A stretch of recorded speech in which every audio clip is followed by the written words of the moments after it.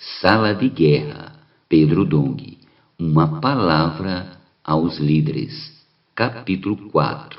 Tema desta semana: uma história de amor. Meta de hoje: leitura das páginas 43 a 44. Identificar a personalidade boa. Como então identificar quando é a personalidade boa criada por Deus e quando é o ego atuando em nós? Em Gálatas capítulo 2, Paulo diz: eu estou crucificado com Cristo. Logo, já não sou eu quem vive, mas Cristo vive em mim. E esse viver que agora tenho na carne, vivo pela fé no Filho de Deus, que me amou e a si mesmo se entregou por mim. Versículos 19 a 20. A personalidade ego foi crucificada com Cristo, mas depois disso o homem continua possuindo o eu, que ainda vive, mas agora pela fé no Filho de Deus. Essa é a personalidade correta, adequada. Isso pode ser visto também em Mateus 16, quando Jesus disse que teria que sofrer muitas coisas, ser morto e ressuscitar no terceiro dia. Pedro ficou surpreso. Ele quis ser compassivo com o Senhor, por isso começou a demonstrá-lo dizendo: isso de modo algum te acontecerá. Versículos do 21 ao 22. Para o homem religioso, a atitude de Pedro parece expressar a personalidade correta, mas não é. Essa personalidade é o ego. Podemos dizer: estou fazendo isso para o bem de Deus, para o bem da igreja.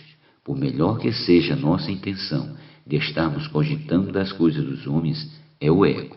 Se cogitamos das coisas de Deus, é a personalidade boa criada por Deus.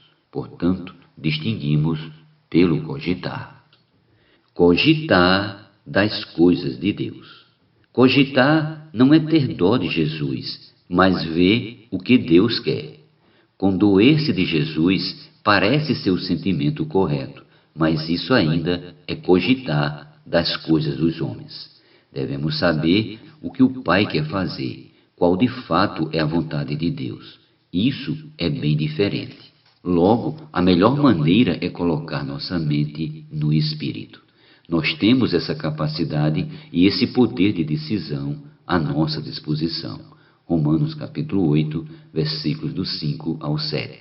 Podemos colocar a mente no Espírito para não deixar o ego sobressair-se e assim manifestar a personalidade correta em nós, que vive pela palavra de Deus.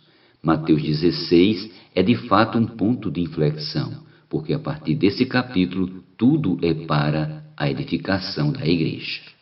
Não julgar e condenar os outros.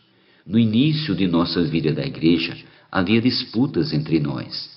É certo que ainda não estamos livres disso, mas podemos afirmar que Deus já trabalhou muito em nós e nos tem levado a lidar com essas coisas. Quando queremos ter destaque na igreja, isso é algo natural do ego. Todos nós temos essa tendência, mas precisamos colocá-la na cruz. Ao querer ser o primeiro ou o segundo, você imediatamente despreza os outros. Quando há algum conflito na vida conjugal, um começa a julgar o outro dizendo: eu sempre estou certo, meu cônjuge está errado. Passamos a criar um monte de razões para dizer que o outro é que está errado. E assim, um vê só os defeitos do outro. É interessante que em nosso rosto os olhos estão posicionados para a frente, olhando sempre para os outros e não para nós mesmos. Antigamente, o espelho era uma peça muito rara. Ele era feito de bronze polido. A pessoa mal conseguia enxergar-se. Hoje temos bons espelhos de cristal. Mas o que eu quero destacar é que temos mais facilidade de olhar para o outro, julgar o outro, ver o defeito e falar mal do outro. No reino dos céus é o contrário. Nós precisamos ver a nós mesmos.